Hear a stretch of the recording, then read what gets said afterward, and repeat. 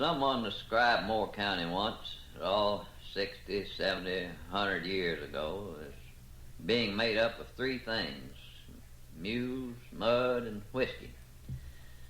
Well, the mules are just about all gone now. You can still get stuck in the mud pretty good along the springtime. But whiskey, well, whiskey just seems to go on and on. At one time or another, I guess most everybody in the county has been involved in some way with making whiskey. Mostly legal, I think. Mostly legal. I built me a castle high on a hill with a few hound dogs and an old garter still. I live my own life in my own free way, and you won't find me till the judgment day. Brother Cole would make a small amount of whiskey each day, and just as careful with it as his wife would be with the milk in the spring branch. And Uncle Jack got a little, why, he says, Mr. Cole, why, somebody told me that it was unusual for a preacher to make whiskey. He said, Jackie, let me tell you. He says, people have always used stimulants. Why, when Noah went on the ark, I believe that there was some drinking going on. They always have, and they always will. And he said, if you're right careful with it, it's a good medicine. And I just made up my mind that for my friends, I would make a little of it. And when I make it, I'm going to make it exactly right without a change in the world. When I was a small boy, Grandfather Mullo was an old man, and he lived with my family, with my father and mother. And they gave him 3 ounces of whiskey a day, one before each meal. And I firmly believe that what kept the old man alive was that 3 ounces of whiskey a day that we gave him. Back when I was a boy, I used to work up here at the still house for 35 cents a day. That's the way I'd make my spending money. All these hills were planted in corn back in those days, and the farmers had a lot of corn to sell.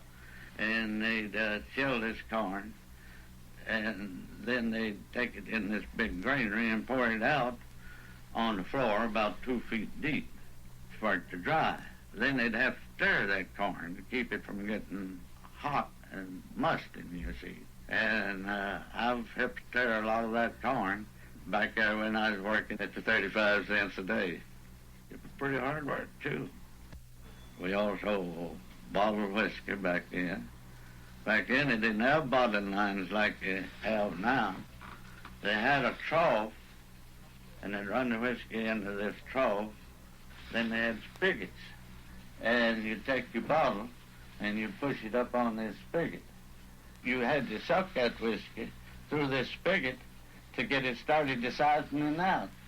You didn't have to suck that spigot every time. But us boys, lots of time when we suck in the spigot, we'd manage to get a drink. That was slow work, bottling whiskey. When did you start making whiskey? How old were you, Clint? Well, I guess I was 17, 16, 18 years old. Mm-hmm. We made whiskey back in them days to live. A lot of people made whiskey here in this country. These hollers are dangerous to go up and down them. The revenue officers got to tearing them down. These barrel hoops liable to ruin your legs walking up through there. I never did drink much whiskey. I was in it for what money there was in it. We never did bootleg no whiskey. We sold our whiskey wholesale, sold it in kegs. When anybody come there and want a quarter, give it to him. I'd go to these dances as far as ever married. And I'd always carry me about a half a gallon. I know the boys were born to drink.